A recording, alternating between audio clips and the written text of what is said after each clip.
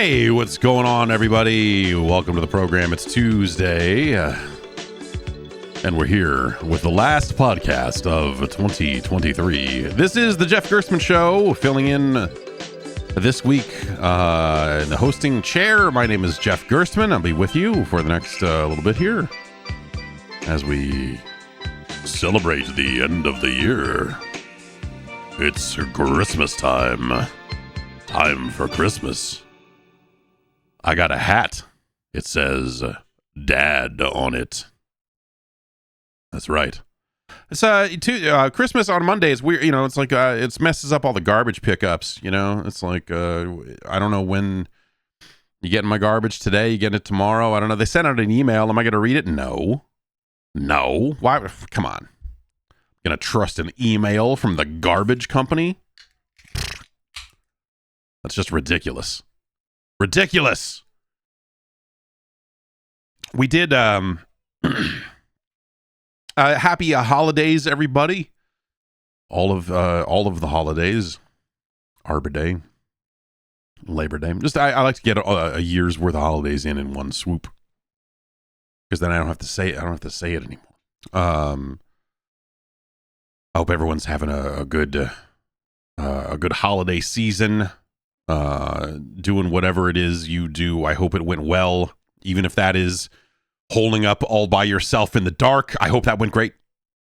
I have had Christmases like that, and it's been outstanding. I have had Christmases like that, and it's been miserable.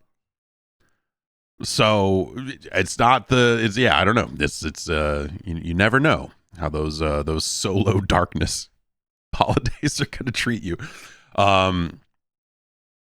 We ended up pushing we did presents this morning, which it's Tuesday morning, which I guess is the day after Christmas. I always get it mixed up because I know it's Christmas Eve is the 24th and then Christmas is the 25th. But every single year in my head, I go, oh, well, yeah, the Christmas is the 25th and then Christmas Day is the 26th, right? That's And no, it does not work that way. But the kids have been. I have been sick. This is the sickest in the 3-month run. This all started right before Halloween of everyone getting sick. In that run that we've had of my daughter bringing home colds from preschool and getting everyone sick. This one's been the worst on me in terms of illness. Like I'm over it. But I'm still a little gunky. Everyone's still a little gunky, but everyone's doing okay. So we're getting through it anyway. That led to, with everyone just being a little too sick over the last couple of days to do it. We ended up doing presents this morning, and I got a hat what says Dad on it, among other things. But that's the one I'm wearing. That's the one I'm wearing that you can see. Aha. And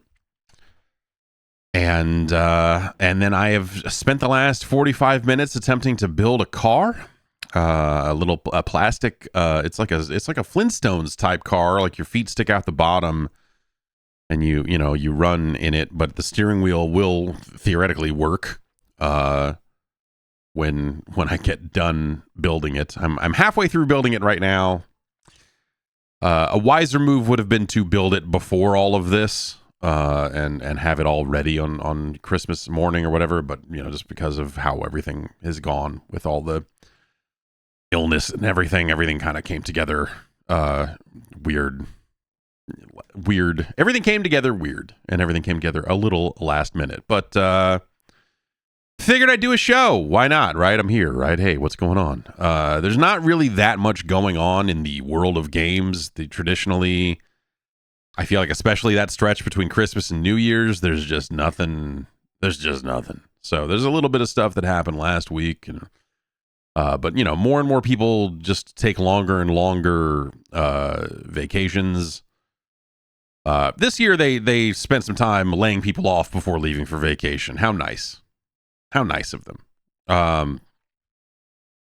And squeezing in a few more layoffs right before the cutoff.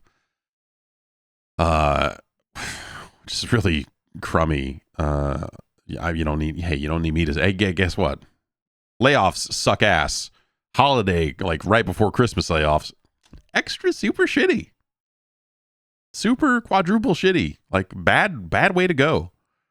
But there's a few other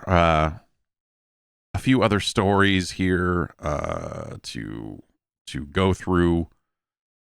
I've decided I'm not a big believer in New Year's resolutions or any of that sort of stuff, but I got it in my head last night. I said I'm going to put the rear, the back bumper, the back triggers on the back of this controller here and start trying to use them. And maybe this is the year that these little rear detachable triggers on this DualSense Edge will finally click for me and finally make sense. I've used an Xbox Elite controller for a good long time too, and didn't really use the back triggers there. They have 4 instead of 2 on the PlayStation, but I feel like 2 is probably the right number. Unfortunately, the only game I can think of that really warrants me having a couple of buttons mapped to these back triggers is Call of Duty, and I don't especially want to play a lot of Call of Duty this year. It's not a great game, but I've found myself playing some of it with that over the last, let's call it 12 hours. And it's starting to make sense. Like you're kind of like, I can hit this back button here to reload, and I don't have to take my thumb off the aiming stick to reload. And the other one jumps, and now I understand how those jerks are always like jumping out from behind things while aiming and shooting. I was like, oh, it's because they mapped a jump button probably to one of these, and then they can still aim and shoot, and that makes a lot more sense. I don't want to play that game that way. I think that's like a boring way to play it. You can also put, you can map whatever buttons. The unfortunate thing with the DualSense Edge is that it's a PlayStation controller, and as such, support on the PC is pretty bare bones, insofar as you can map different profile settings to the controller, and you can hold down these little function buttons and toggle between them, and it'll light up profile 1, profile 2, or whatever. And so on and so forth. But for however you want to map these buttons, you need to hook it up to a PlayStation to configure those profiles. There's no way to manage those profiles on a PC, as far as I can tell. And those profiles include things like dead zone management and other stuff. If you want to do that controller side, I mean, generally speaking, I feel like PC ports, are oftentimes a little bit better about some of those things, but, it kind of depends. And of course, Steam Input, I think, can map those buttons directly. So if you want to do a game through the Steam Input stuff, I think you might have even a little bit more control over that than Sony gives you, which is what I have not experimented with too much. It's weird. You could update the firmware to this controller on a PC. They released a firmware updater for PlayStation 5 controllers that runs on PC, but there's no, last time I looked, there was no DualSense Edge like profile management software for the PC. You got to hook it up to a PS5 for that. So last night I was like, oh shit, I can hook this up to my PS5 and map these, because by default it maps it to L1 and R1. And I was like, well, that's not what I'm looking for. I'm looking for square and X for reload and jump or whatever. But anyway, I want native profile management. I don't want like people keep recommending like you need a DS5 for Windows. Like I'm not gonna run a bunch of fucking shitty middle software that sits between the controller. The whole point is to not do that. Steam Input does a great job with that stuff. If I was going to do anything, and when I do need to do stuff like that for games that don't have direct input support, then yeah, you use Steam Input for that, and it figures it all out. It's fantastic. And emulators and all that other stuff are really good at all the D input stuff these days. There's very few emulators that are X input only that I can think of off the top of my head. So that stuff's been fine. But I don't know. That's my big. I don't know. That's. I'm gonna try and do that for control with the controllers this year. I'm gonna try and get into that, because the Steam Deck is what got me into it, because the Steam Deck has 4 buttons back there, and with those you can just map them to whatever. So and I assume with the same Steam input stuff exists on desktop. So I have stuff like, because the Steam Deck doesn't have a menu button, and certain programs expect you to have, some kind of Xbox button or menu button equivalent, you can map one of the back buttons to something like that, or whatever. So I've remapped one of the back buttons in like RetroArch to bring up the menu, because otherwise they want you to do like a bunch of really dumb, like click in both sticks and hit the triggers and do, and that'll bring up the menu, and like that's garbage. So mapping that to like the F1 key or whatever the keyboard key is for the menu in that piece of software has actually been really fantastic. So that kind of got me all thinking about back triggers and remap and stuff. I like what Steam is doing with the I've talked about it before, but they have this new kind of controller panel that it looks at your controller that you have connected, and it'll say, for example, in Cookie Cutter, it says, this game supports your controller, but you are currently remapping it via Steam input and may see incorrect glyphs. Meaning this does support PlayStation controllers, but you will probably see Xbox buttons. Now, Cookie Cutter is a unique case, because yes, it technically does support PlayStation controllers, but the default mapping is completely fucked. And it does all the D input. Like, it doesn't support PlayStation controllers, it just supports like generic D input. So it just says like button 0, button 1, button 2. And I'm like, I don't know what any of those buttons are. Which button is button 0? Not doing that. So you turn Steam input back on and you just deal with it. Yeah, I don't know. There's just a variety. A lot of games, it feels like a lot of the big games are too good for it. Like Call of Duty says, unknown controller support. This game has not yet provided new controller support information, and support for your device is unknown. Now, Call of Duty does support the DualSense directly. It has all the haptics and all the PS5 controller shaky triggery stuff built into the PC version of the game. It's actually a really great experience. Like that's a really good way to play it. It's one of the reasons why I started using a PlayStation controller on PC. I was like, oh, this is kind of neat. It was that and Ratchet and Returnal. I was going to say the Housemarque game. What the fuck was it? Returnal. Those coming out on PC. I was like, oh, that's pretty cool. And so, yeah, I don't know. Like, I really appreciate it's like a weird thing using a PlayStation controller on a PC, because everything is so built around X input that when you don't have that, you do occasionally run into situations where you're just like, oh, right. And I will say it again, every time this topic comes up, you can't play Halo with a PlayStation controller. You launch Halo Infinite, it's like, you should, I don't know, I guess, are you using mouse and keyboard? What are you doing? What you got going on over there? We don't see anything, because those games only support X input. Starfield, the same way. I mean, just depending on where you install it from. If you install the Steam version of Starfield, then I'm sure you get all of the Steam input and blah, blah, blah, and all of that other great stuff. But the Xbox Store version, the Game Pass version, whatever you want to call it, they're like, ¿Cómo se dice X input? Pinche X input, motherfucker. And you're like, oh, right, okay, yeah. So I have to grab another controller and plug it in to play that stuff, which is frustrating. But not that big of a deal.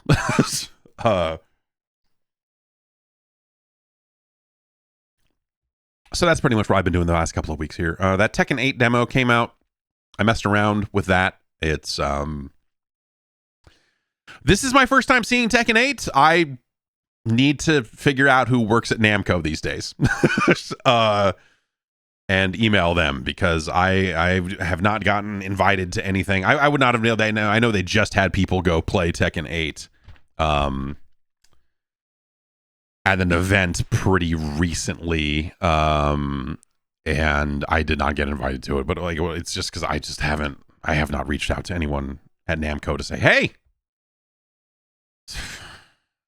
yeah, Tekken, King of Iron Fist tournament, motherfucker. So So I've not seen it. I've not made it into any of the network tests or anything like that. So this was my first time getting a look at Tekken 8.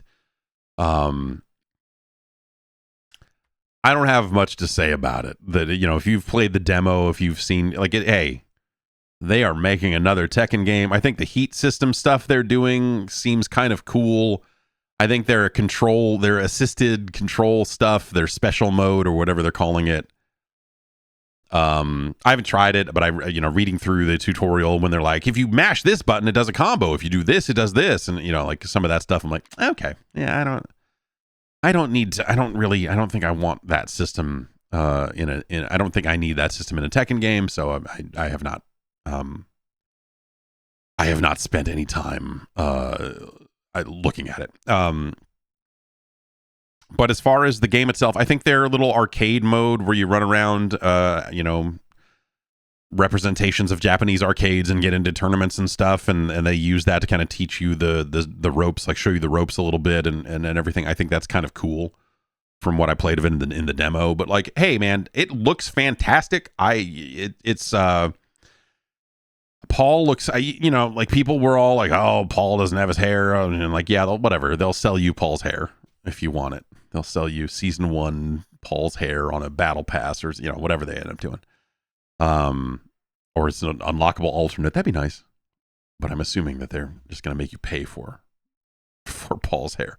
I think the characters look great. I think it animates really well. I thought for a second, I had a couple of rounds end differently and I didn't see it. And I thought maybe, just maybe, that they had removed the weird my back animation after you beat a guy. The like laying down, grabbing their back on thing that everyone has done in a Tekken game since, like, I don't think it's Tekken 1, right? It's not as, it doesn't go all the way back to the beginning, does it? I don't remember if Tekken 1 or 2 did it, but I think like as of like 3 at least, I want to say 3 is where they started doing that. It's so weird. It's such a weirdly specific little animation where, like, you beat them, they fall down, and then they do this animation, just like, my back. And as they're laying down, they arch their back for a bit and then flop down. And it's like, it doesn't look like they're like taking their last breath, like, It looks like they're like, oh God, I cramped up. and then laid down. And I thought that they had taken that out because I had a few rounds end with the other character off screen or some other stuff, and then I had one and I was like, oh yeah, okay, no, it's in there. It's in there. I want, I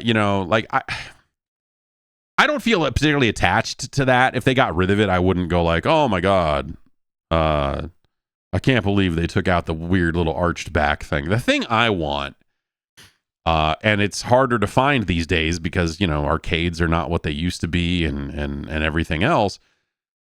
The thing I want to know a Tekken game has is when you turn on the arcade cabinet, I want it to say, good morning. I want the Tekken announcer to say good morning. That's all I want out of a Tekken game. And obviously the home versions don't do this because they're the home versions. They just don't. But like many, that'd be an interesting thing to go back and look and see which ones had it and which ones didn't. I think they all, I want to say a lot of them do.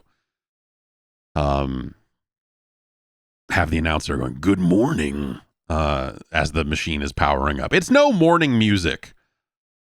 It's no Konami morning music. It's no bubble memory heating up, Konami ass, startup jingles. But yeah, if there's not going to be an arcade version for Tekken 8, then what happens? Where's our good morning? Where does it go?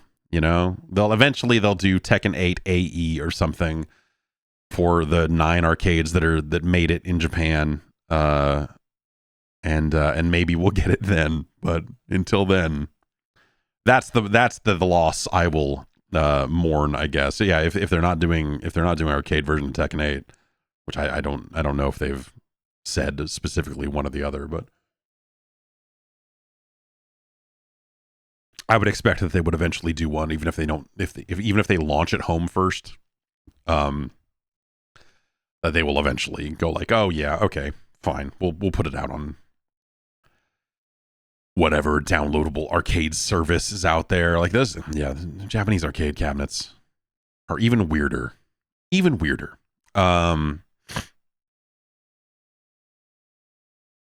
yeah, that's pretty much it. I've been playing a little Grand Blue Fantasy versus Rising, which, as someone who did not play a fuck ton of Grand Blue Fantasy Versus, it really just kind of seems like the same game to me. I'm not nuanced enough in it to tell you what is different about Rising. It feels very similar. If I'm guessing it's like 2 more characters and maybe some rebalancing and some additional moves and stuff like that. That's my guess, but I don't know. And that's kind of it, man. That's yeah, we're kind of getting down to it. There's some other games I'm just kind of chipping away at for kind of game of the year related stuff. Like my list is getting pretty firmed up. In terms of, you know, what my top 10 games of the year are. And yeah, we'll get into that. You know, sometime next year we will go over 2023 when 2023 is over. Is how we'll do it.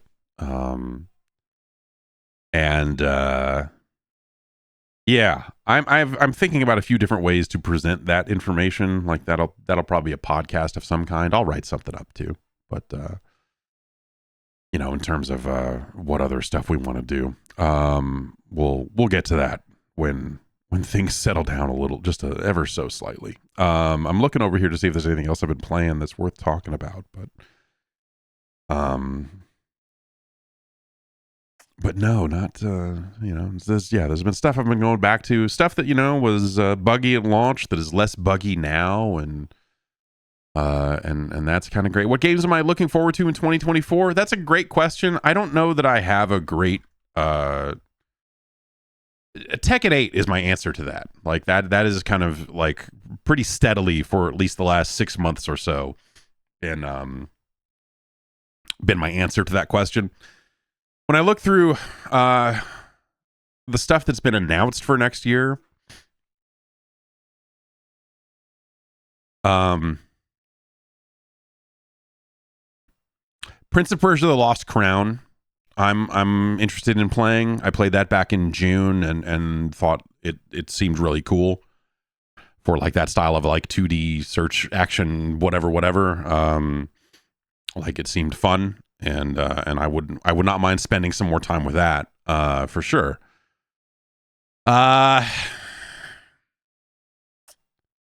You know, Neptunia Sisters versus Sisters. I mean, that's a bit yeah, Tekken 8. I'm theoretically looking forward to Like a Dragon Infinite Wealth.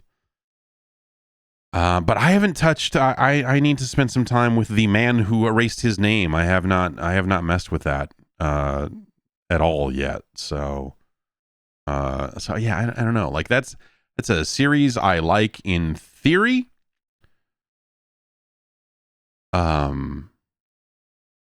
But I guess I can't say that I'm like a diehard fan of that franchise. I'm like, these are really cool, but like I don't jump out of my chair. Like I hope that's good. If I hear it's amazing, then I will probably check it out earlier than I would otherwise. I guess I don't know. Yeah, it's yeah.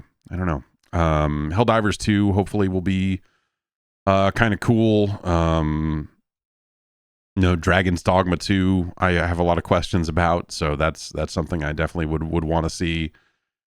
In kind of a sick, you know, maybe that's a shitty way of putting it. I want to play Suicide Squad Kill the Justice League. That doesn't mean that I am sitting here thinking that it is going to be an amazing video game or whatever else. In fact, I might say from what they've shown of it, I think the opposite. But I want to know. That is something I want to get my hands on and see what the hell that thing ended up being, because it sure seems like something that could be a goddamn mess. But surely it won't be more of a mess than What's it even called? Gotham Knights. Gotham Knights? That was the name of that other game, right? Surely this will not be something that will be comparable in any way to Gotham Knights. But I don't know. I'm curious to see what that thing is because, like I said, because it got delayed so much, and people have been so fucking furious about every little leak about it. They're like, I can't believe this live, this is that, and blah, blah. Like I want to cut through all of that shit and see like what they made. I just want to know, and maybe I won't like it. Like I'm not some big comic book guy either way, but like I want to see that thing. Just a professional curiosity, I suppose. Like I have no major opinion about it other than what they showed. I was like, I don't know. Doesn't necessarily look amazing, but I do want to see it. I would say the same thing about Skull and Bones if that game were ever going to come out. I understand that they let some folks play it recently, which is I have my doubts. Mario versus Donkey Kong is coming out February. That's that looks like it's probably pretty cool. The Final Fantasy VII Rebirth stuff's coming out. I don't. It's not. Whatever.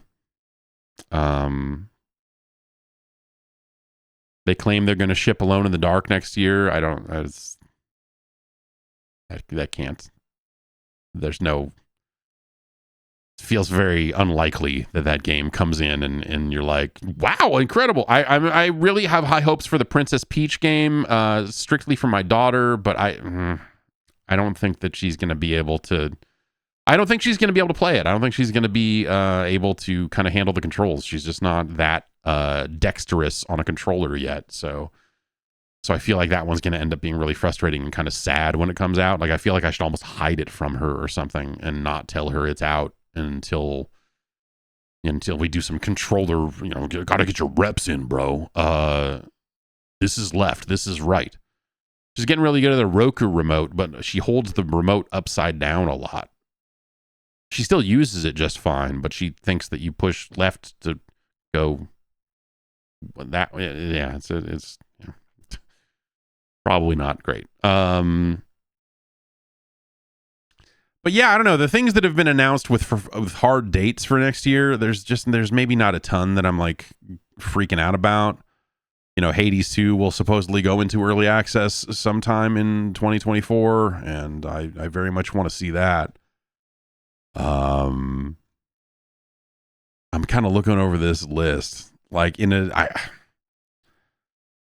that Contra game is supposed to be out in Q1. I thought that looked pretty rough. I thought it looked pretty rough. Enemy of the State. Is it based on the movie? No. Wait, it's from a publisher named Movie Games.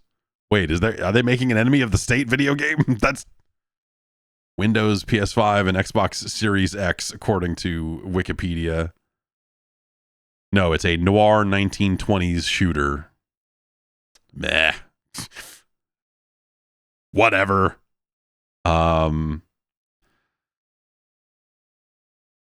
This G.I. Joe Wrath of Cobra game that they announced a while back and had that trailer I thought looked pretty rotten, but I will happily give that game a look.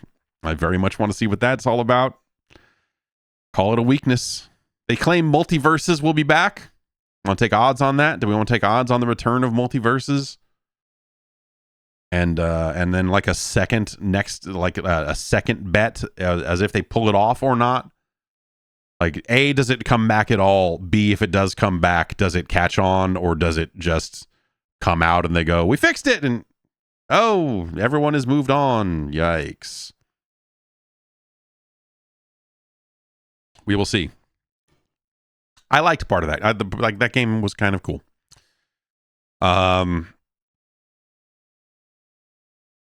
That Stadia Pac-Man game is supposed to come out on other platforms. Pac-Man Mega Tunnel Battle Chomp Champs. Chomp Champs. Chomp Champs. Chomp Champs. They claim that Star Wars Outlaws is coming out next year. I'm going to say, no, it's not. That's not, I don't have any inside information.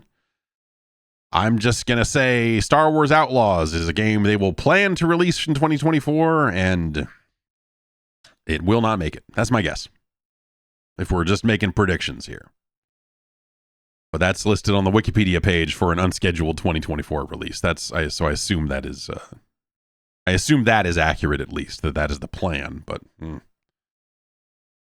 oh right, Test Drive Unlimited Solar Crown is supposed to come out eventually.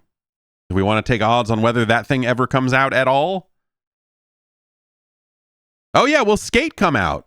Yeah, will Skate? Will the free to play live service game Skate make it out in 2024? It's kind of weird that it hasn't, considering how many opportunities they have given people to play that game in like a play testing kind of alpha-ish sort of way. I feel like it's this weird thing where they announced that they were making Skate and then everyone just stopped talking about it. And because it hasn't come out yet, like there's this, and I'm sure that there are still faithful people flying that flag. But I feel like the Skate hype is at an all-time low. That's how it seems to me. I don't know. It just feels like they, whether they took too late, they're like, oh, that we took too long to get it out, or they're just not done. They're getting it right. Like you don't want to rush it out. People are still commenting Skate under EA's Instagram posts. Okay, well then maybe people are still psyched about it. But Bloodlines 2 gonna have no. Just gonna say no on that one.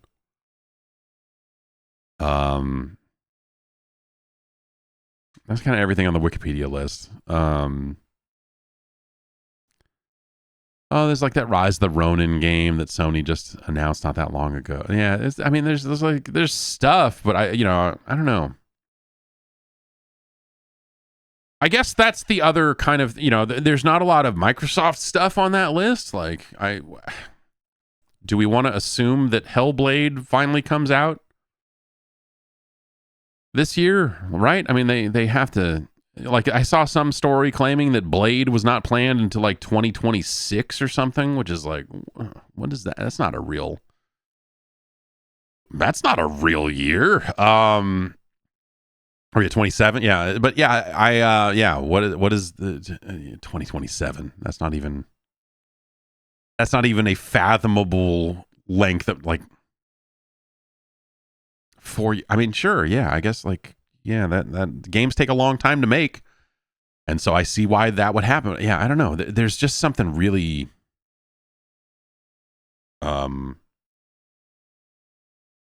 I don't know. I feel like depressed is not the word, but there's something about thinking about like a game getting announced for the release in 2027 that just makes me get this 1,000-yard stare of just like, oh, my life. That's just like it's real weird. I don't know. Okay, when that game comes out, I will be in my 50s. How about that? I will officially be an old ass man by the time they make another Blade game, I guess. So fucking whatever, man. I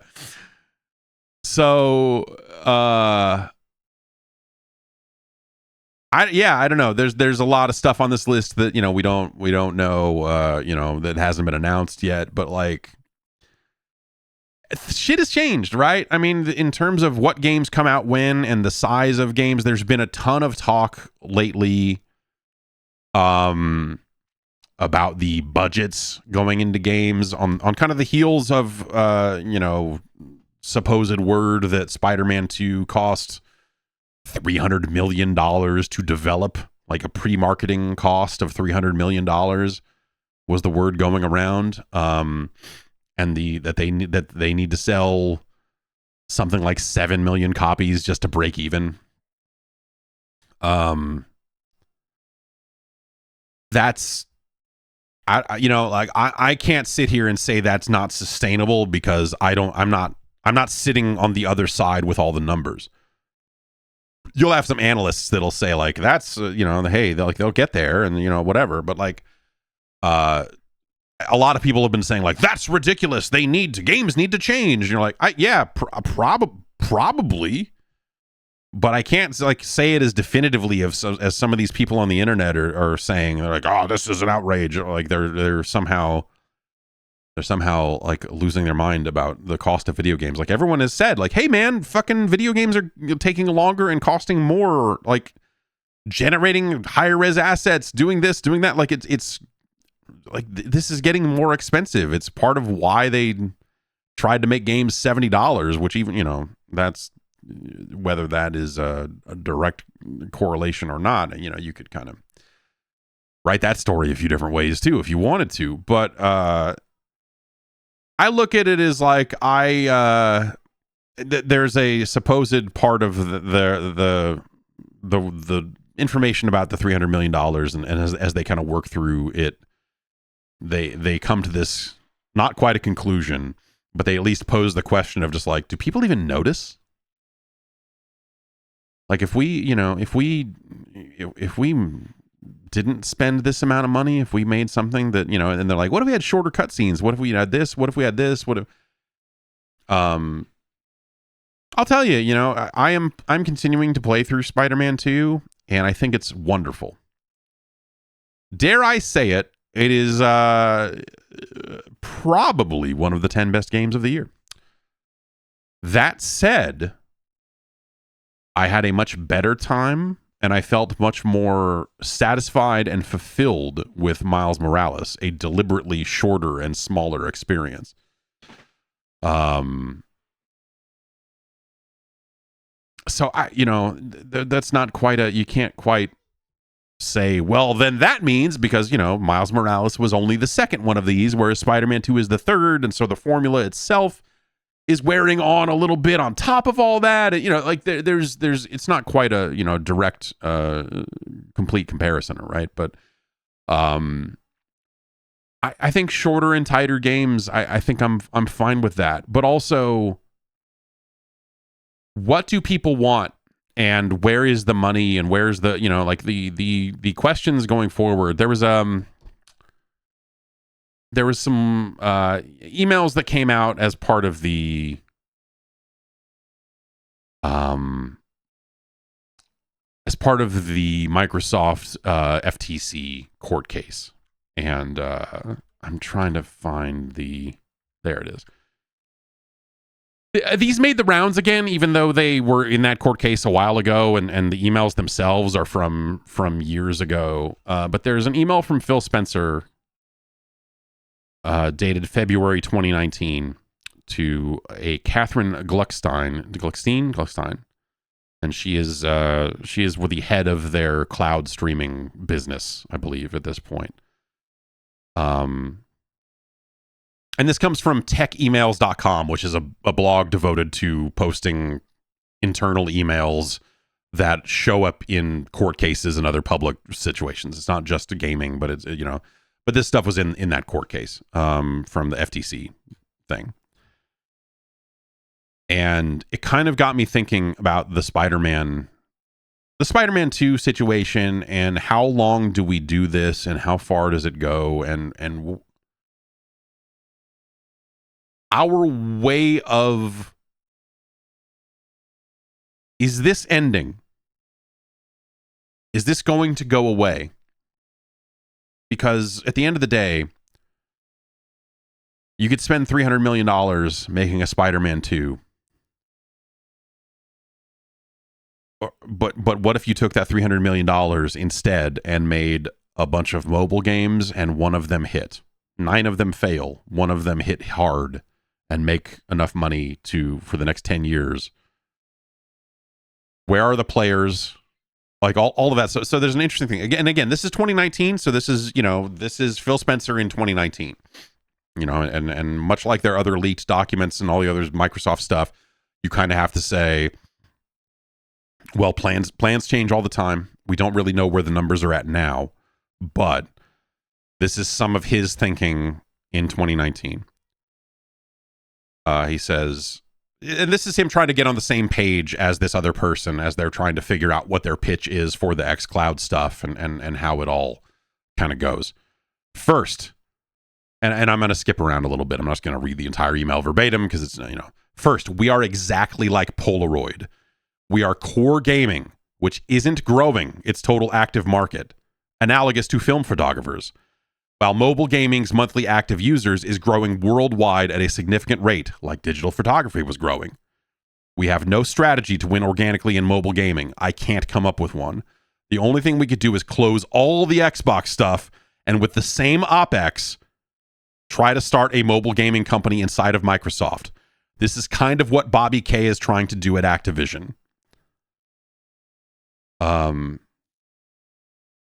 He's just like, hey, I don't have a good mobile strategy unless what if we shut down every single thing we're doing now? And this is not him suggesting that for real. He's just like, hey, if you want to go where the users are going, if you want to go where the numbers are growing, then we need a mobile answer. And, this is on the other side of them acquiring King, which they are looking at as, through this entire Activision acquisition, looking at the King and that part of the business, Activision's mobile business, was the part they were looking at and going like, we fucking need this because we don't have it.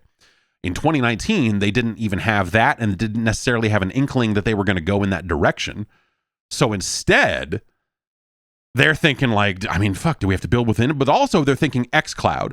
Can xCloud address that market? And that's some of the stuff that they've talked about when xCloud was just getting off the ground. You saw Phil Spencer doing a lot of interviews about I had a phone in my pocket and I was in Brazil and I pulled it out and I was playing an Xbox game and doing this. And, like some of that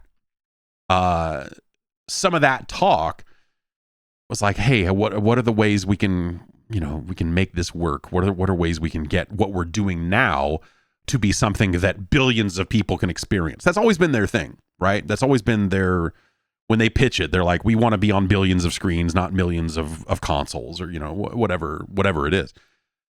But it's not quite like that. To skip forward, he says, that said, there are a couple of data points that give us a glimmer of hope. More core games like PUBG, Fortnite, and a slew of Chinese mobile games are way more like core PC and console games than they are like traditional mobile games like Candy Crush and Clash Royale. But still, the vast majority of non-Chinese mobile gaming revenue is in areas where we have no strength. And, he's kind of, in a way, this email internally is sort of shitting on the xCloud strategy a little bit. It's like, which I think it's a very sober view of it, especially in 2019, because I think you have to look at it and go like, this is cool, but like, do people want this? Like, do we have a solution to a problem that doesn't exist? Is kind of some of the stuff he's getting into a little bit here, or saying like, we just don't have, like, there's no path for us for this to be incredible because, and later on he calls it,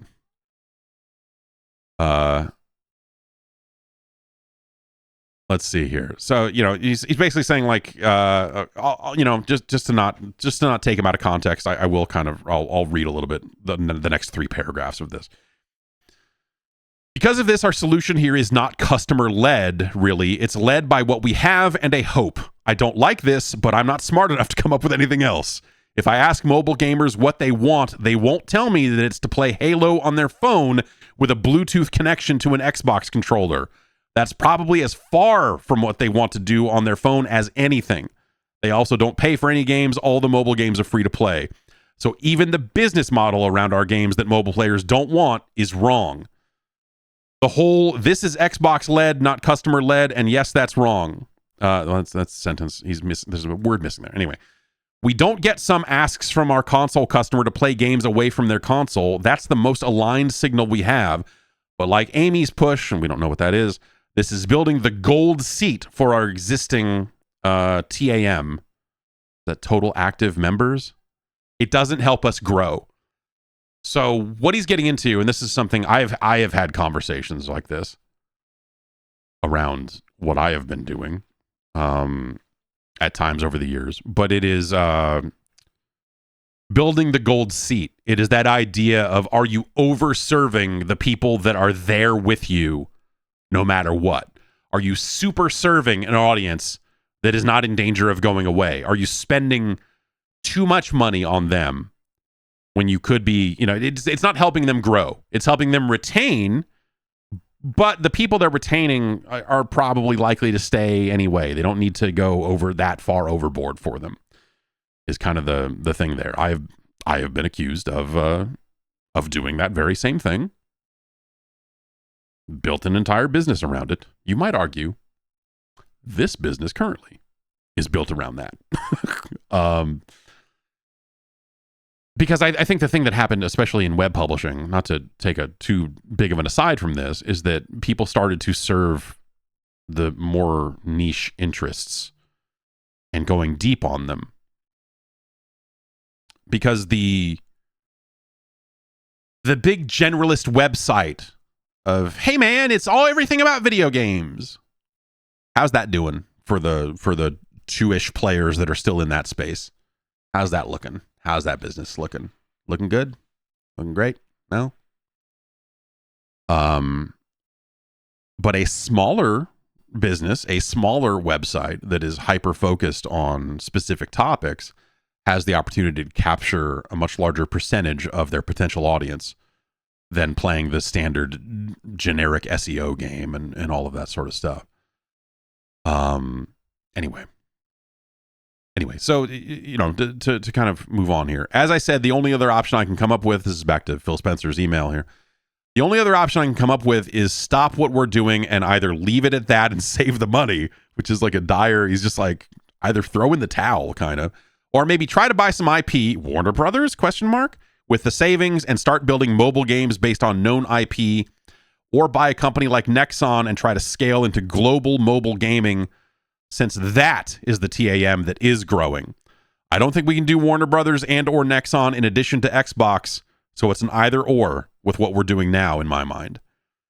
So in that context, I think our first mobile Xbox customer is a console gamer who already knows the content, already knows the controller, and is willing to be an early adopter on a Franken scenario and is willing to pay something to play.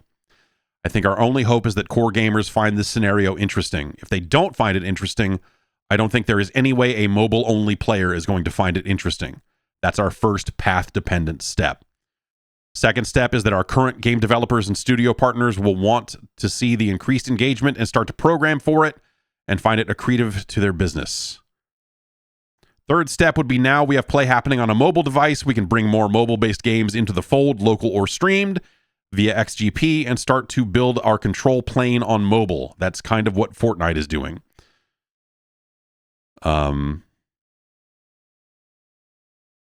So yeah, it's an interesting, we've seen a handful of emails out of Phil Spencer over the course of the FTC trials and some of this other stuff, and I feel like I feel like he's being very real on this. Like they're internal emails. He wouldn't, he's not writing for an audience, right? But I look at that and it feels like a very honest, and I think and I don't have all the pieces, but from the outside looking in, this feels like a very accurate view of the Xbox business and where the gaming business is kind of at the crossroads that it's at in a weird way, right? And so now take that back and now think about Spider-Man 2 for $300 million and selling 7.1 million copies just to break even. And now think about it in terms of opportunity costs. If you're, let's say, okay, if you are, say, Insomniac, the studio leadership on down, you probably have it in your hearts that you like to make those types of games, that those are the types of games. Naughty Dog just kind of fell on their sword in this way when they said, we don't want to become a live game studio. We want to make the big single player things that we're known for, right? And they said, no, we want to do this. That's the thing that they're passionate about. It's the thing that they're also incredibly good at. It's the way that studio is built. So the higher up you on the chain you go, though, you do eventually reach someone at some Sony Corp position looking at a balance sheet and going, why are we spending $300 million to make X when instead we could be spending that money on mobile gaming where there's more worldwide audience and it's growing and it's doing this and it's doing this. Why wouldn't we spend that money there where the opportunity to make back way more money on that investment is way higher? And so I feel like you're going to see some of those questions start to... Is it growing? It was growing in 2019, according to Phil Spencer. I'll say that much, right? But is the worldwide audience for mobile gaming still growing? I think I'm going to guess yes. But it's a very different type of player, and it's a very different type of game. And, the other thing is, when the gaming industry likes to talk about how much money it has coming in and how much bigger it is than movies and all this other stuff, like they're kind of leaning on a lot of mobile money to make those claims as big and grandiose as they really are, right? Diablo Immortal, that probably makes millions of dollars each month, right? Diablo Immortal will probably go down as more successful than Diablo 4 when all is said and done, in terms of total money, total revenue or something, right? It almost has to.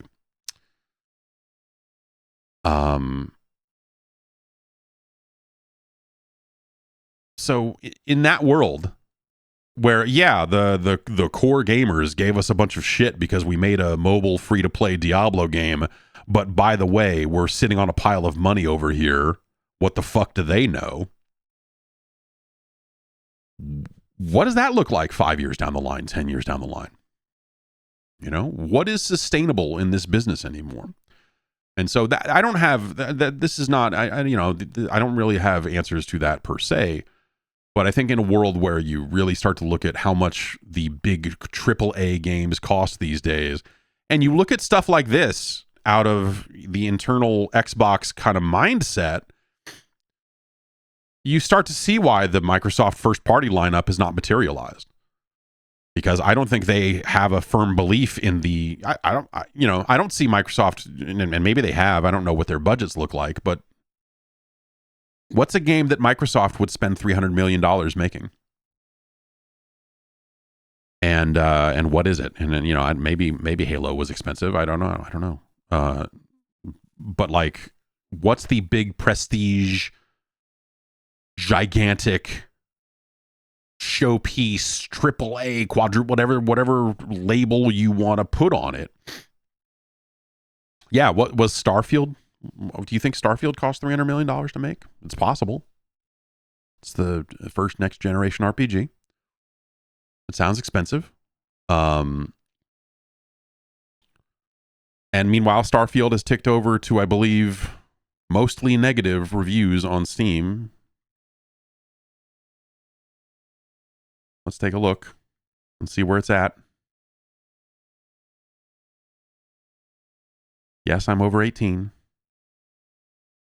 Recent reviews, mostly negative. All reviews mixed is where they're at on Steam right now. And then millions of people are playing Lego Fortnite. And also, for as much as we do still talk about Fortnite, no one talks about Roblox. And how big Roblox is. And how big Minecraft still is. There you go. I mean, Microsoft is... They should keep investing in Minecraft. Or do they need to? Maybe the money just keeps rolling in. So I don't necessarily mean to sound overly dire.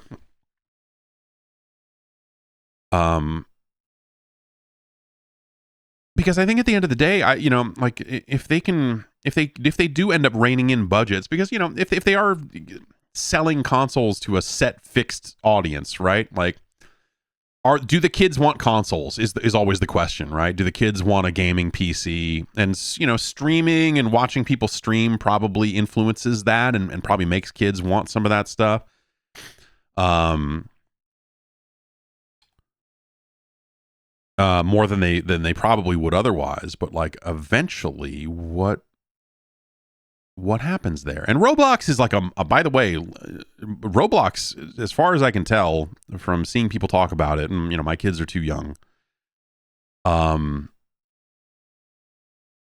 have had multiple adults describe Roblox to me as like a ticking time bomb.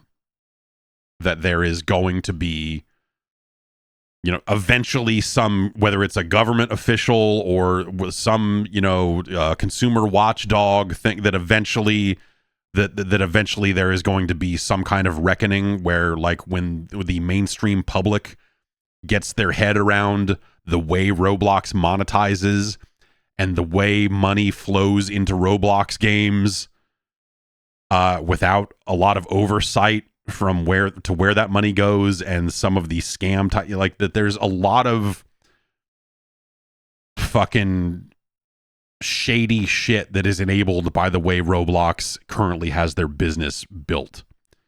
And you're starting to see more and more people kind of talk about did people make games talk about it? Okay, so yeah, there's you're starting to see little bits and pieces of that, but like there's stuff about Roblox that when I hear about how they have built stuff and how money flows between players, or from players to people that create things in Roblox and all of that sort of stuff, it sounds really fucking nasty.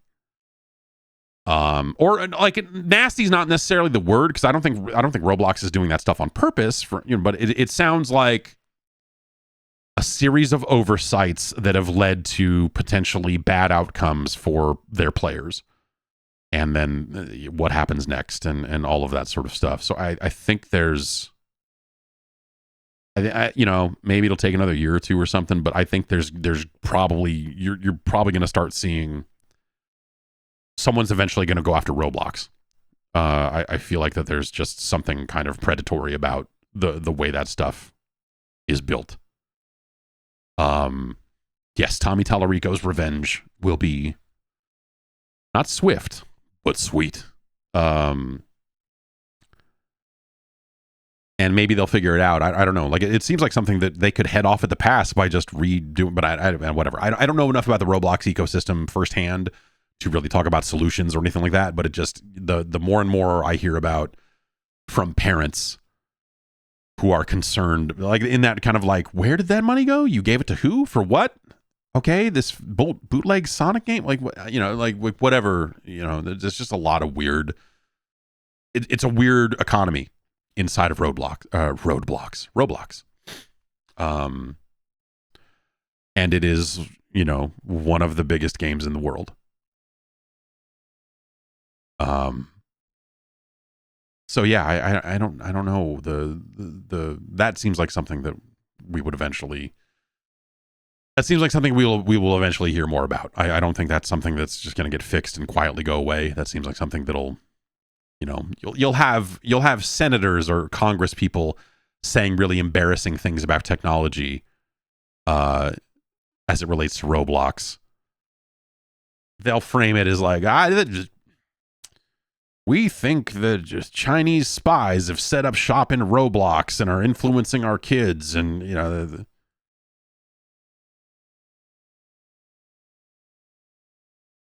pro-Palestinian outposts are being set up in the metaverse inside of Roblox, and we've got to put a stop to. Like, they'll frame it in the worst possible way, the dumbest possible way.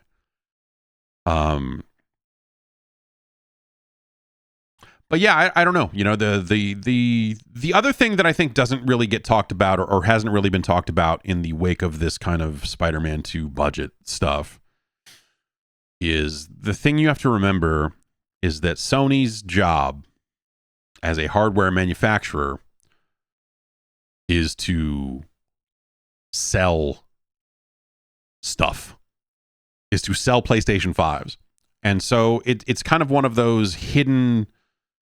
They can't necessarily. I mean, when they have the bundles and stuff, they can track it very directly. Then it's like, oh, someone bought a PlayStation 5 bundle with Spider-Man 2. But you do end up in a situation like, how many people bought a PlayStation 5 specifically because they wanted to play Spider-Man 2? And then how many other games do those people buy? And how many other, there's sort of you can't just say cut and dry, they spent this much money making Spider-Man 2 and it breaks even at this number. Like that's probably the number that they're on the hook for. But I think if I were,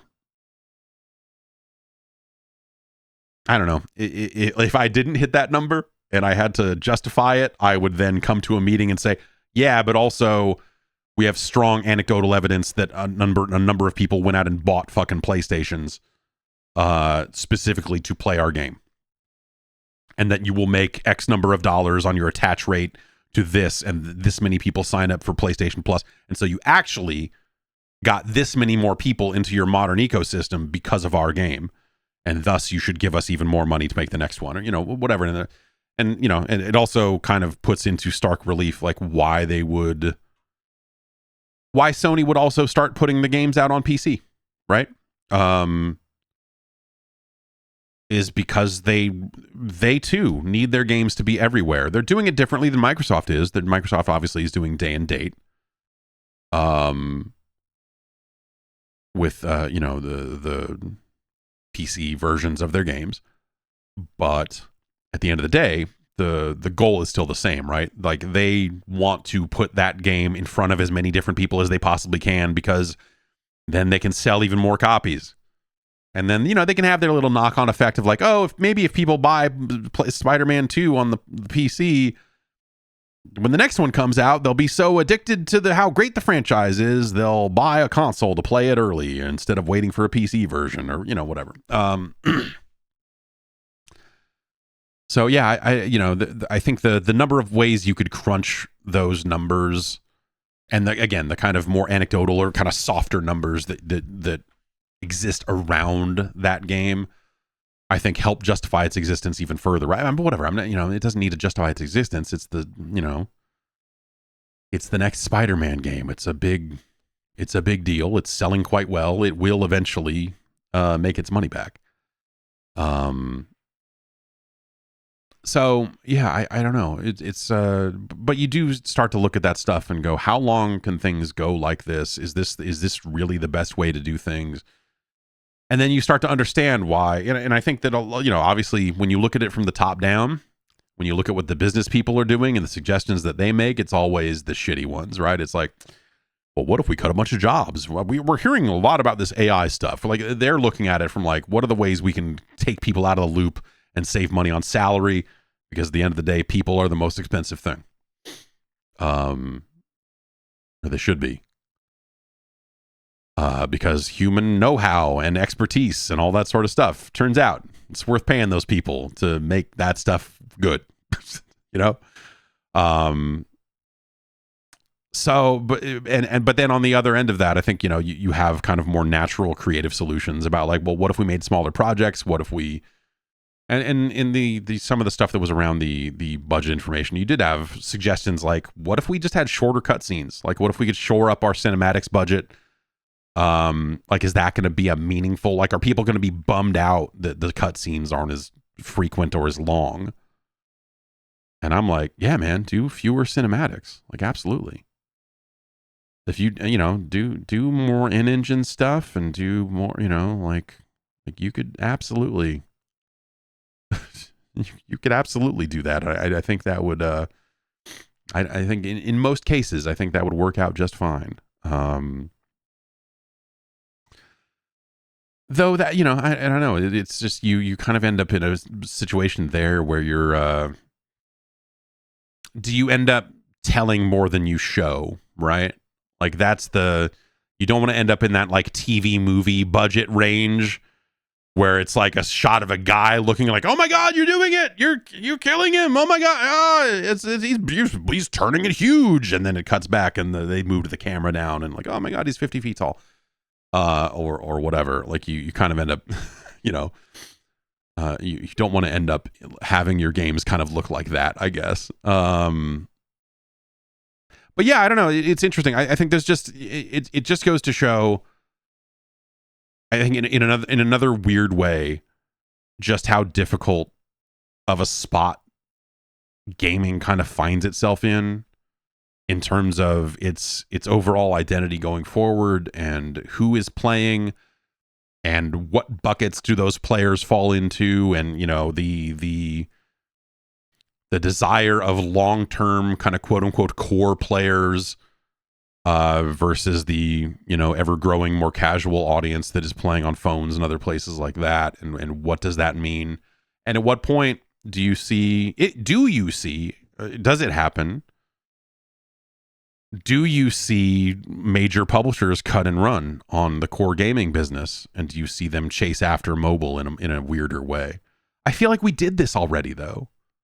It felt like we already had our cycle of like everyone has their mobile strategy, and then they all flamed out because all their mobile strategies fucking sucked. But maybe that's the thing, is like that didn't necessarily change the numbers in terms of where the players are going and where the money is. It just means that they couldn't crack that nut, and Zynga did, and all these other companies that, well, I don't know. Zynga had it cracked for a while, and they seemed like they uncracked it at some point.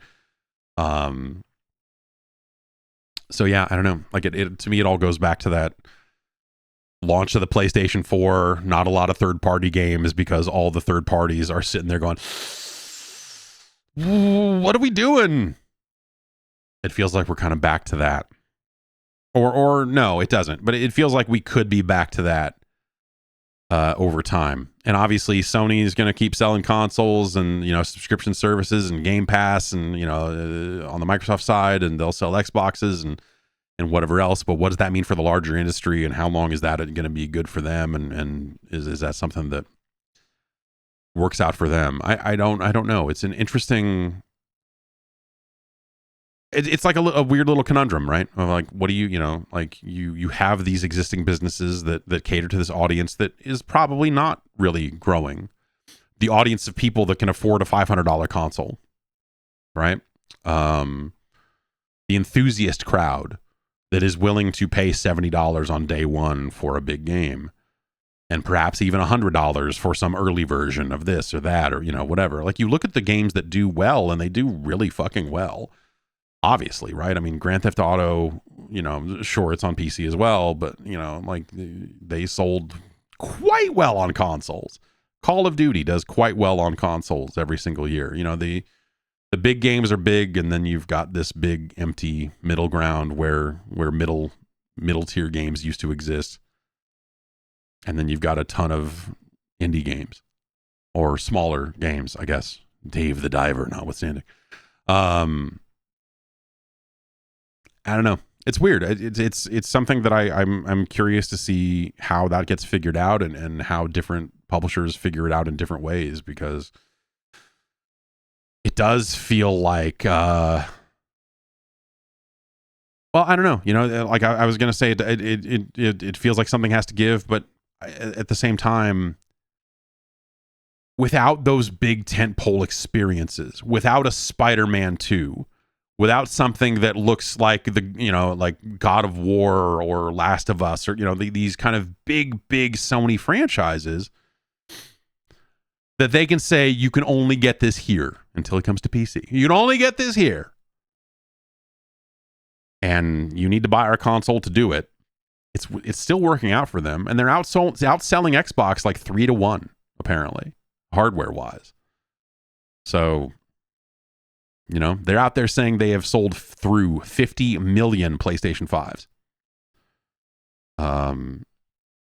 That's a big number. So like it's clearly not, like it's I think for as much as people want to get very doom and gloom about stuff, I think it more comes down to it's not a doom and gloom thing. It's not a this stuff has to stop existing.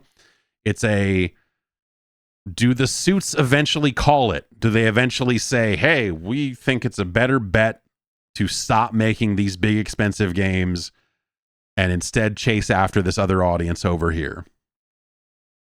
That was Phil Spencer in 2019 saying, hey, I don't really see a way through with what we like. He's looking at the cards that they have. He's looking at the studios they control, the IP they hold, the types of games that they are very adept at making pre-pandemic. And he's looking at it, and he's looking at the landscape. He's looking at the table. He's looking at all the mobile money out there. He's looking at the technology that they have in terms of Game Pass and in terms of xCloud and all of that. And he's going, I don't, this doesn't, the thing we have doesn't seem like it actually addresses where the market is going. That doesn't mean it's not cool, but it's not going to get us the mobile players that are already not playing our games. So what do we do there? And what they did is they went and they bought Activision, and they went and they bought King. So now they own one of the biggest mobile games in the world. That doesn't mean they're going to make 5 more of the biggest mobile games in the world, though, right? I mean, I feel like that's always been the weird thing about people buying mobile studios, is they're just like, we're going to buy the people that make Angry Birds. What are you going to do now, fuckers? And then they're like, all right, make us the Angry Birds 2. Go ahead, make another one. Go ahead. Go ahead, make another one. Yeah, that's so big. Do it again. And then something comes out and it kind of shits the bed by comparison. And then they go, fuck. What did we buy? What did we buy? What did we actually buy? Just because Candy Crush 1 is gangbusters doesn't mean 2 and 3 are going to be amazing. Like, the mobile market is so fucking weird. And so seemingly fickle. Yeah, Hoyoverse has done a good job of putting out, but I guess Hoyoverse is chasing that worldwide market, right? Like, they have to be making most of their money outside the US. And that's where the kind of like the mobile experiences that more resemble core games flourish, or at least they do better there, right? So whereas here, they put out Apex Legends on mobile and it shuts down. They're just like, yeah, fucking, I don't know, not enough people care. And also everyone in India is just playing PUBG. So they don't give a shit about our game or whatever. Yeah, it's volatile, it's fickle, it's it's weird. It's weird. It's weird. Let's get into a little bit of news here. I guess we've already kind of gotten into it. Good news, everyone. Our sit-in worked. Legal update notice. Update on Discovery entitlements affected titles, December 21st, 2023. Due to updated licensing arrangements, the Discovery content removal planned for December 31st, 2023 is no longer occurring. We appreciate your ongoing support and feedback. It's true. If you bought all of those Discovery shows on your PlayStation, such as A Crime to Remember, A Haunting, A Taste for Murder, Abby and Brittany, Against the Odds, AHC Presents, Air Acres, Air Pressure, Airplane Repo, Alaska Gold Diggers, Alaska Mega Machines, Alaska Monsters, Alaska Proof, Alaska The Last Frontier, Alaskan Bush People, Alaskan Women Looking for Love, Alien Encounters, All American Makers, America Facts versus Fiction, American Chopper Senior versus Junior, American Guns, American Lawman, American Monster, and so on. If you own any of those programs, they will not go away. And unfortunately, my understanding is that it's not listed on this page, but I remember seeing another page that said for at least the next 30 months. So all they did is extend the licensing agreement, and then maybe they'll do that again. I don't know. We'll have to wait and see. We'll see if we go through this again. We'll see.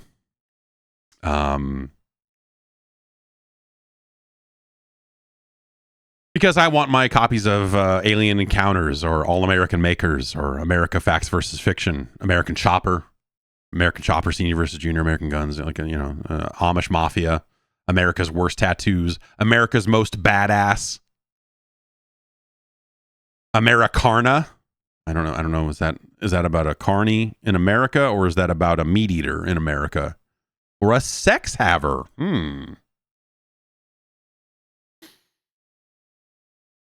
Animal Black Ops, Animal Nation with Anthony Anderson. All of these shows will stay in your library. You're welcome. You're welcome. That's all I can say.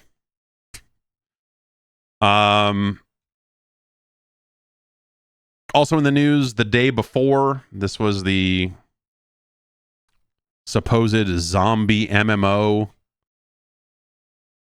that came out on Steam, and then 2 days later the studio shut down and all this other stuff that, you know, kind of fell apart after a very disastrous launch.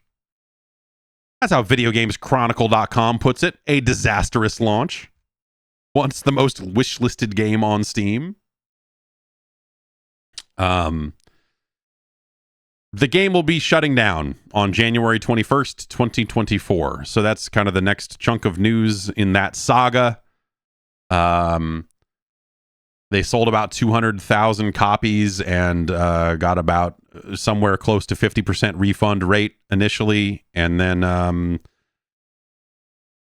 2 days after it came out, they went under. The publisher of the game, a company called Mytona, who issued the statement saying that the servers would be retired and shut off and all of that other stuff, also says that they are looking to proactively refund customers here. As previously communicated, Mytona, as the investor, has been working in collaboration with Steam to facilitate refunds for all game purchasers.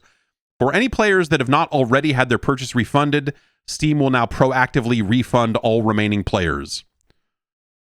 So, all the people that are like, this is a scam game, like, everyone got their money back. Everyone's getting their money back. Unless you're Mytona, then perhaps you got scammed. But the conversation around this game has been very confusing to me. That people keep labeling it a scam game because who got scammed? It was 200K and then a bunch of refunds off of that. So maybe more like 110, 115K, all of that sort of stuff. And they kind of cut and run on it. If anything, Mytona, as the investor, should have known better than getting into business with this developer who, as I understand it, for as much as they said they shut down, perhaps they actually just relaunched under a different name. But so I don't know. I'm not saying that this is on the up and up, but I think that people having a rage about it is really weird. If anything, perhaps direct that rage at yourself for letting yourself get excited about a pitch that looked too good to be true from the very get-go. Instead of watching trailers and going like, that's going to be the best game ever. Like, you dumbass. It's a fucking trailer, stupid. Grow up.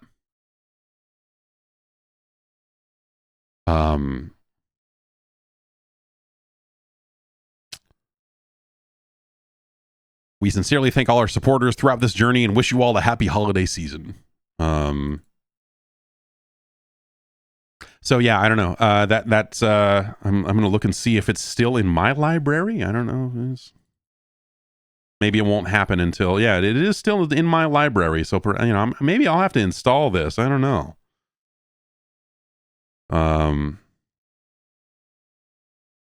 But yeah, it seems like Mytona, the money behind this thing are now posting these updates because the developer has kind of, left the scene of the crime or whatever. A weird one, but yes, this sucks, but like also I'm like, why are people mad about it? Like, do you work for Mytona? If so, then I'd be pretty I could see being really pissed off. You're like, oh god damn, we placed a super fucking bad bet. Unless they're going around using it to scam up other investor money, and the two companies got together to scam other investors and all that other stuff. In which case, like, I don't know if they're ripping off investment firms. Sorry, I can't get all worked up about. Oh, what about the investment firms? Like, it's fine. It's fine.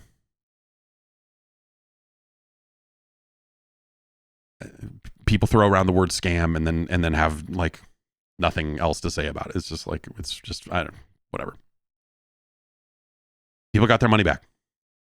It's not a, like, the system worked. You know? Like, someone put out a piece of shit game that they were never going to be in position to make it the real version of it. Maybe they could have early accessed their way into something acceptable. It's certainly not the first case of a developer fucking putting out a hot trailer and then turning in some fucking bullshit. But it drummed them out of business. It drummed them out of the scene anyway. To the point where people will get their fucking money back. So.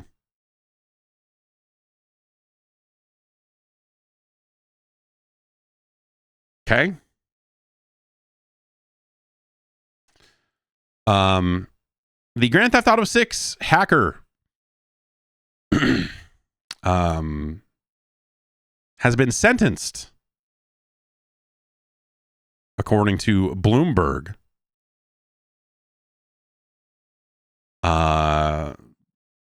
Put into a secure hospital. This is getting reported around a lot as this kid just got life in prison. It's hospital prison, but it's still prison. And the reality of it is still extremely fucking serious.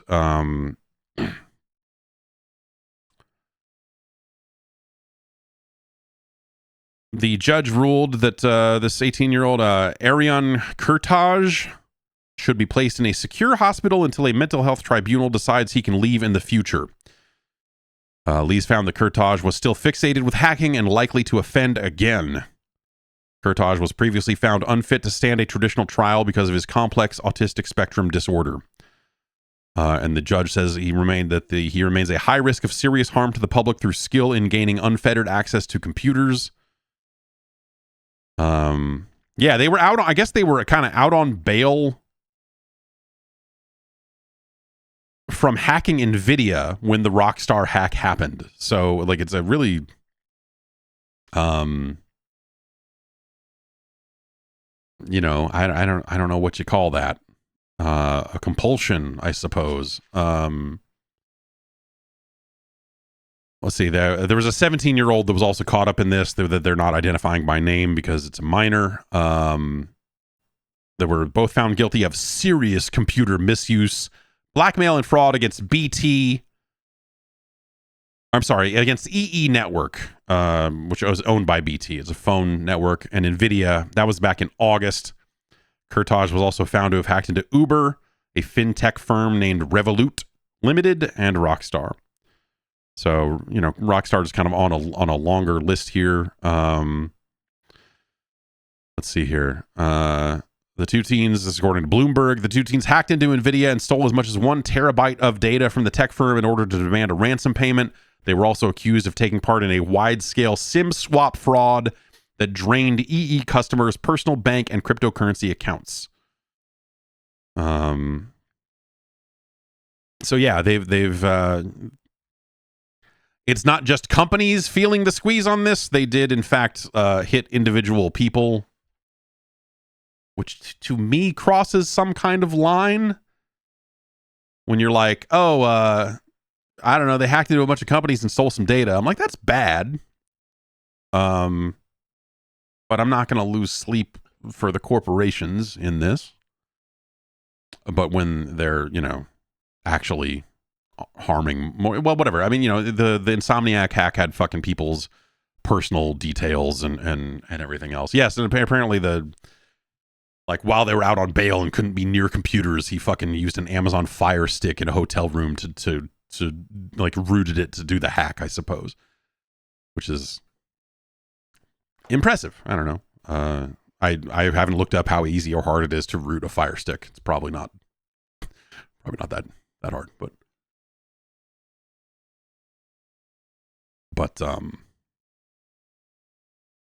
life, or rather, placed in a secure hospital until a mental health tribunal decides he can leave in the future, is a very indefinite sentence. It's a very, like, this kid could spend the rest of his life in a mental hospital. And hopefully gets the help he needs to not have to do that, I suppose. I don't, you know, it's terrible. It's fucking terrible. Um,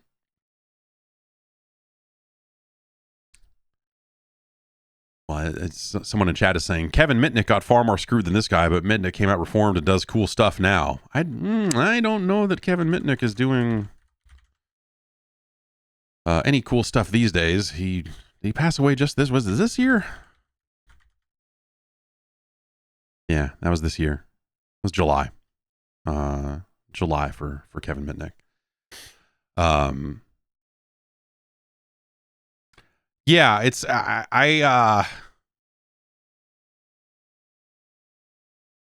it's hard to you have to resolve a lot of like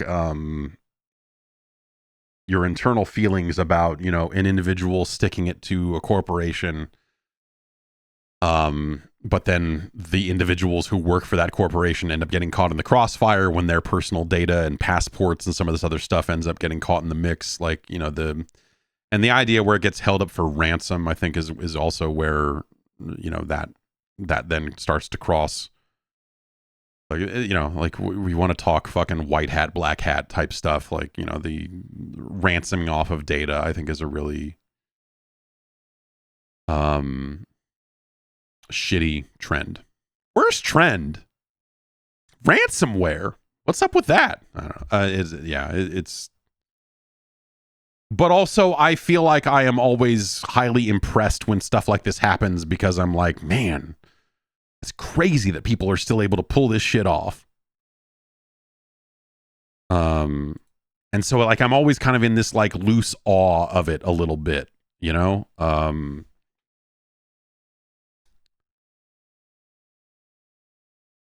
It's because of all the movies that taught us that hackers are cool.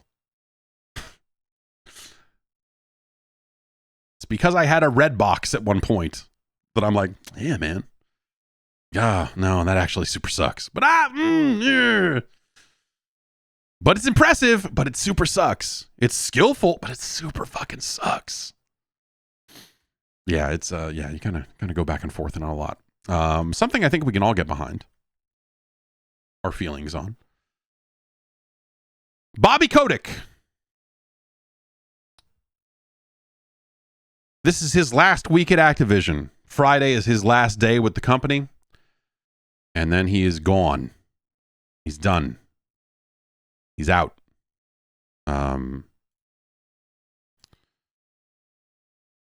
He wrote a note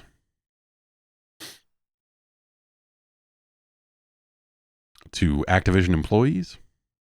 Extraordinary people. Over the years, extraordinary people. I mean, hey, I'm not saying that there are people at Activision that are not extraordinary people, but CEOs, man, they all are they're incapable. Like just over the years, my passion for video games has often been attributed to Pitfall, River Raid, and Kaboom.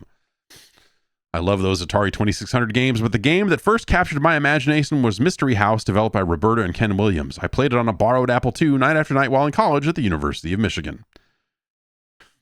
Blah, blah, blah, blah, blah. 40 years later, as my last day leading this company inches closer, I marvel at how far the talented people at our company have come towards realizing the great potential of games. Like I get that this guy has a history of loving some video games, and I love video games. Ask anybody. But this is also a guy that kind of ran Activision like it was a packaged goods business. That was always his mantra of, So it's hard to after all these years of Bobby Kotick being Bobby Kotick. It's hard to read a paragraph like, I Apple II text adventure. I love it so much. You're like, yeah, cool, man. I'll see you. Yeah. No, that's awesome, man. Take care. Good working with me. He gave out his phone number at one point to employees during the pandemic, and someone offered to give it to me, and I said no. I should have said yes.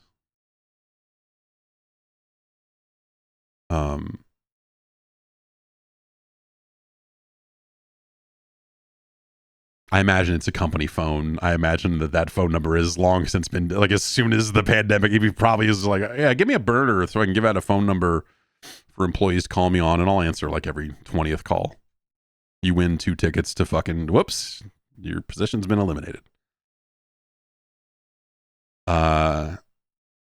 Anyway, I cannot adequately express the pride I have in the people who continue to contribute to our success and all those who have helped throughout my 32 years leading this company. We are now part of the world's most admired company. This isn't an accident. Do you think Microsoft is I don't know. I mean, this is always, like, the stats like this are always really weird. Do you think that Microsoft is the world's most admired company? Like, that's always, it's like best places to work. Yeah, and like, was there some? Is it like is there a CEO survey who's just like, man, Microsoft, they got their shit together, or rather, Microsoft, people hate them a lot less than Google, even though they're kind of all up to the same thing. Man, Microsoft gets much more of a pass.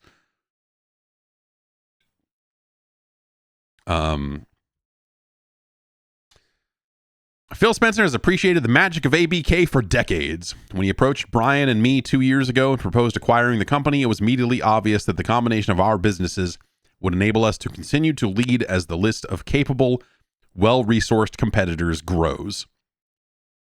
Phil shares our values and recognizes our talents. Hopefully not all your values, Bobby. He is passionate about our games and the people who make them. He has bold ambition. As we move into our next exciting chapter, you could not be in better hands. So on and so forth. And then Phil Spencer sent out a similar internal email with Bobby's impending departure. I'd like to thank Bobby for his invaluable contributions to this industry, his partnership in closing the acquisition, and his collaboration following the close. And I wish him and his family the very best in his next chapter. And then kind of lays out what the reporting lines will be going forward. And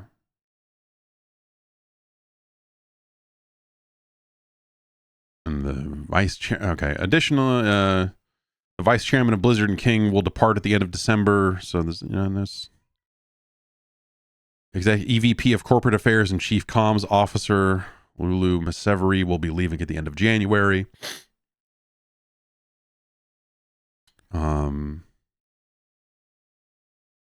Yeah, so, some departures and movements and all of that sort of stuff. For most of you, your day-to-day work will remain the same. It's still business as usual in bringing more groundbreaking experiences to more players around the world. At the leadership level, these changes will provide the clarity and accountability that is necessary to achieve our ambitious goals and foster a culture that is welcoming, empowering, and committed to gaming for everyone. It's a pretty load-bearing couple of sentences there in terms of, you can't do too much more to nod at the problems that Activision has had on that exact front than that, at least in an email to all employees. Anyway, this is basically, I think everyone thought that this, not long after the close of the sale, that Kotick would be out. And obviously they couldn't necessarily say that because, hey, if the deal falls through, then it's, then he doesn't go. If this happens, but that felt like that felt pretty firm when the deal got announced, when the deal kind of started going around. A lot of the looser conversation around things, and maybe it was all just people who wouldn't know anyway, but it definitely seemed like a lot of people were like, oh yeah, he's super fucking gone. Like as soon as this closes and gets a little bit in the distance a little bit, like, yeah, you're out of here. So not surprising. And we'll see what happens next.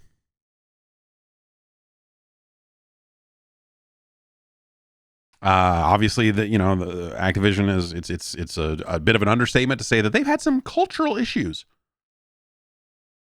over the years. I mean, that's kind of that feels like what led to this sale. is it was like, oh, people are starting to call for Bobby Kotick's head over what he knew about all the sexual harassment going on and all of that other stuff. So now what? He's like, oh shit. Well, if we sell the company, I get a bunch of money. So we should do that. Instead of me just walking out of here, we should sell it. It's a very fucking Vince McMahon style move.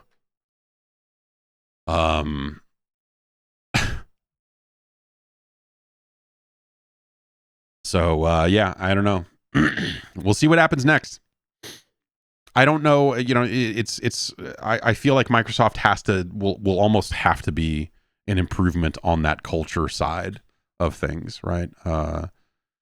Microsoft doesn't get to be a company as big as they are without tackling issues like that better and smarter and faster than Activision seemed to. Not to say that they're perfect on that front. I'm sure that there are people that have been treated very poorly at that company, and hopefully they got what they deserved in some form of lawsuit or something after the fact. But Microsoft culture, and will it be good for the games? Will it be good for the business? I don't know. I don't. It's a weird one, but. You know, we look at these emails from 2019 of Phil Spencer talking about like, maybe we could buy Warner Brothers. I don't think we could, but they're, you know, or like a Nexon or something like that. Like Activision wasn't even on the list at that point. And then all the Activision drama started. Microsoft was in a position to strike. And, you know, all these years later and all these lawsuits later, some of them still ongoing, they have found themselves in the position of owning all of it. So it's interesting. I don't know what the, you know, again, it's theirs to fuck up, you know, and hopefully they won't. Hopefully they'll make the right moves. Hopefully they'll make the right moves for both for the people and for the games. And hopefully they'll do more with that portfolio than Activision was ever willing to. And we'll look back on it and go like, oh, they've been a really wonderful steward of the Activision properties. Who knows? It's hard to say. I don't know, because Activision has just been, and you know, of course, there's Blizzard and there's King. It's easy to discount that stuff, but I think when we think about Activision as a whole, like they've squandered so many of their smaller things over the years. They sacrificed so much to become the Call of Duty people. And how do you dig out from that? Do you want to dig out from that? What's the right way forward? I don't really know. That's something that they probably don't really have the answer to that yet. There's probably a lot of people that are spending their holidays here digging and trying to figure out what they've got. What do we own here? What state are these studios in? Who's what? Who are the people here that are actually fucking superstars? Who are the people here that are actually causing more problems? Like, who are the, you know, like what do we have, and what do we do with Call of Duty? It's tempting for them to say like, let's do nothing and just keep the money machine rolling, but it will fall off the rails if they do nothing. I'm convinced of that. Redfall and some of the other Bethesda stuff, I think, probably convinced them of that as well. But like, what would you do with that stuff? I think, yeah. Boner Girl in the chat says, Blizzard got progressively worse the bigger the company got. All the people that made the company and those games are gone. Right. And some of that is natural. Some of that is that people fucking retire. People want to go do something else and all of that sort of stuff. But also, yes, they sold the company. They made a lot of money on it, and then they split. And good on them for getting paid, I guess. And then going to do something else. But you know, yeah. Do you strip that down a little bit? Like I think probably, and again, I can only go off of what the kind of conventional wisdom or the accepted truth. We don't really know the situation per se.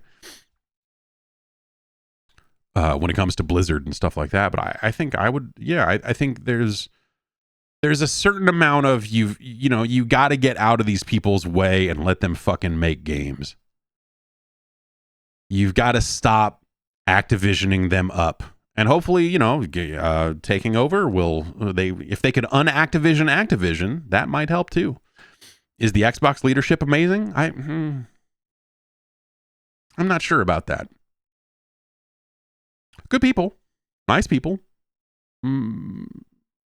But, they're being outsold 3-1 in hardware, and, the games keep getting delayed, and when they do come out, they don't come in as great as they seemingly should be. Starfield, you would think, would set off some alarms somewhere along the way if they didn't already know where that game was going to end up, how it was going to land.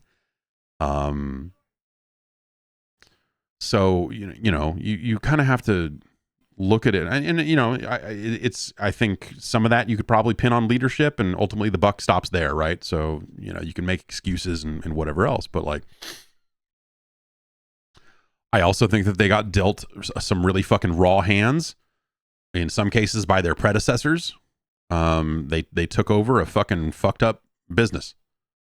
They took over a business that Don Matrick fucking kind of threw off the rails here. And they've been spending time ever since trying to right that ship. And I spent a long time assuming that like they were like one hit away from righting the ship, and now it's a different ship now.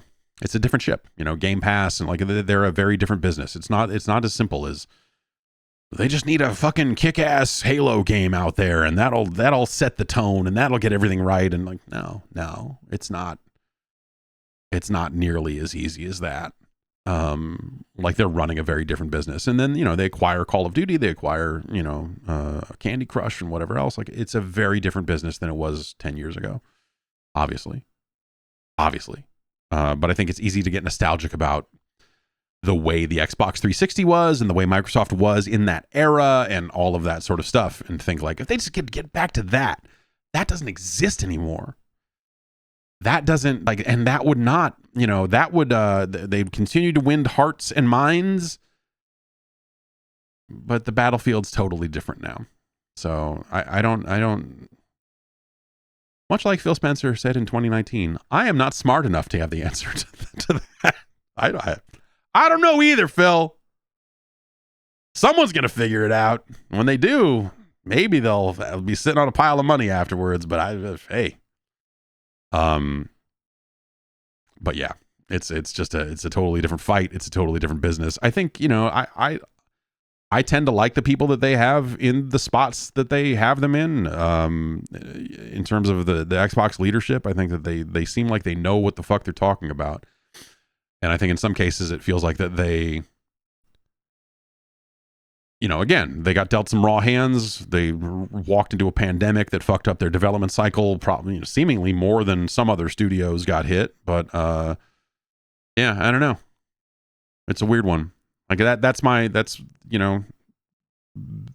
year-end take on it, I guess. After a year of all these lawsuits and emails and Redfall and all these other documents and all the kind of hat-in-hand stuff that Microsoft has done, I don't feel any closer to knowing what they do to get out of it, because I don't think the stuff from that 2019 email, I don't think the situation has fundamentally changed in terms of like the cloud streaming business being like their way to reach 1 billion players or anything like that. Because I don't think the phone market has gotten any closer to accepting the idea of a controller wrapped around a phone as being a standard thing, or is something that existing mobile players actually want to do.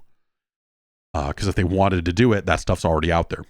And it doesn't seem like, the people on our side of things that are already playing those types of games are going like, this Backbone and this streaming thing, it's kind of cool. And, you see those sorts of people expanding into that a little bit, but it's not like they're expanding into it and then playing a bunch of mobile games too.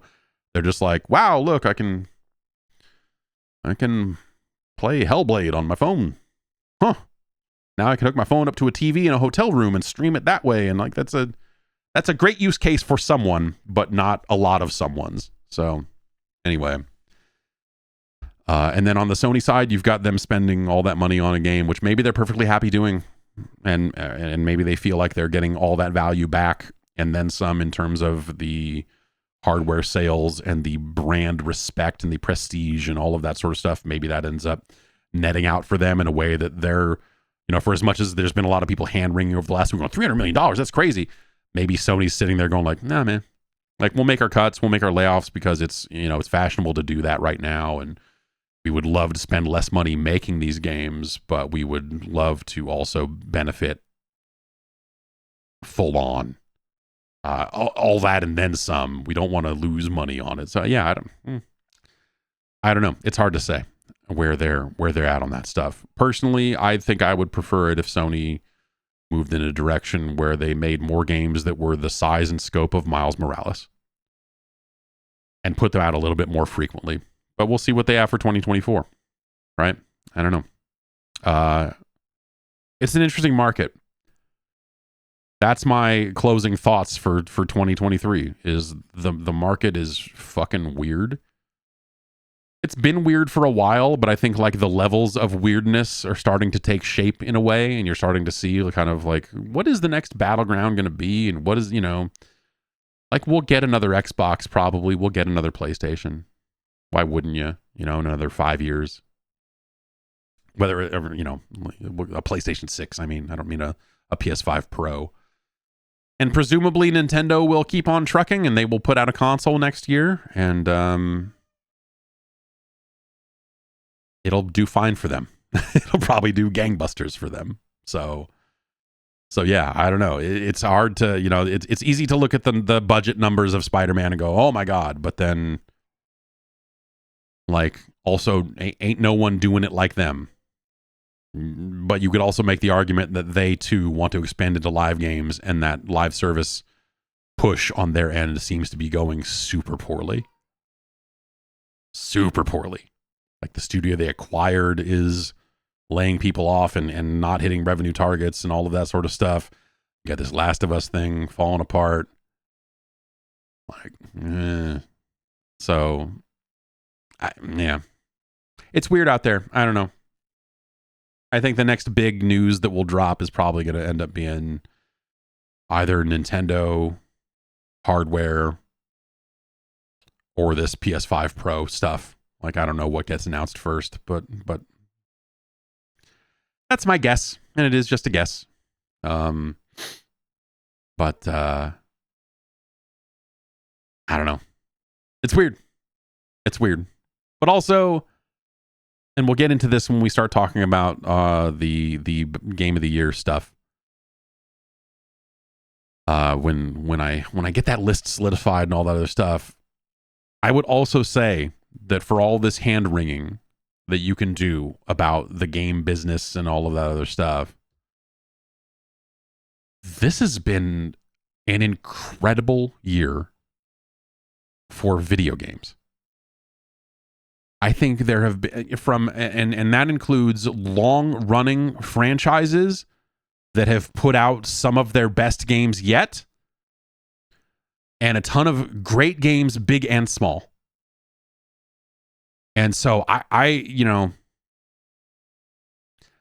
bad year for developers, a lot of layoffs. Like the business end of this shit is like buckling in some ways, and it's weird and dicey and all of that stuff. And that will recover. Like the layoff stuff, I feel like is a cyclical thing, and people got caught up in the cycle of like, well, if everyone else is doing it, we should. Everyone else is getting away with preemptive layoffs. Let's do that. And but also, I think that, that will turn around, and hopefully the people that still want to work in video games will find a way to do so. And with any luck, we see some more protections for those employees and maybe a little more unionization in the new year. That seems like it would be a smart way to go. So yeah, it's this bittersweet if you're following it and following the behind the scenes stuff or following the business end of it, it feels like a more bittersweet year, right? Of like, wow, incredible video games, like a ton of just like hard hitting, like look at the top look at the top games this year. Look at the games that are like soaking up all the award nominations. Like there's so many different directions you could go for like your top game, and they all seem super fucking credible. Like there's incredible games out this year. And then you've got all this other stuff of like, oh, I don't know where things are going. And we've got all this consolidation and these layoffs. And we've got this bits and pieces here. It's just like, what's the health of this industry going forward? And how much of that health is tied up in a very small number of very big games when they talk about the overall amount of money the industry is making and the overall amount of money, how much of that is just Roblox? How much of that is just Fortnite? How much of that is mobile? How much of that is PUBG mobile? How much of, as opposed to the entirety of the industry, I don't know. I don't know. I don't have a good answer, but it's on our side of the fence. It's been an incredible year for playing video games. There have been few like it in the history of this. As good as this one. Do I think it's the best? I don't. But someone can make a credible argument. If someone wants to say that 2023 was the best year in gaming, I go like, hey, yeah, like I don't think I actually agree with that, but that's certainly a conversation that you could credibly have and not be laughed out of a room. Like, sure. But yeah. We'll see how next year goes. And I'll be back next Tuesday and we'll get on with it. We'll have all the answers to all these questions in the new year. In 2024, right? Anyway, take care of yourselves. Have a good, safe new year. Do your thing. Stay. Don't. If you're one of these people that does New Year's fireworks, fucking just don't. I don't know, man. It's like shit, man. It's people trying to fucking sleep. I got kids, man. Don't make a bunch of noise. Because if then they wake up and then I don't sleep and then it's a bummer. I realize it's ironic for me to be saying this considering the number of times I spent, not even New Year's, not even a holiday that I have been out there responsible for making a bunch of loud noises in the street. And so in some ways, this feels like my penance. And so I respect it. Game recognized game is what I'm saying. But my kids don't deserve this. My wife doesn't deserve this. Just leave us alone.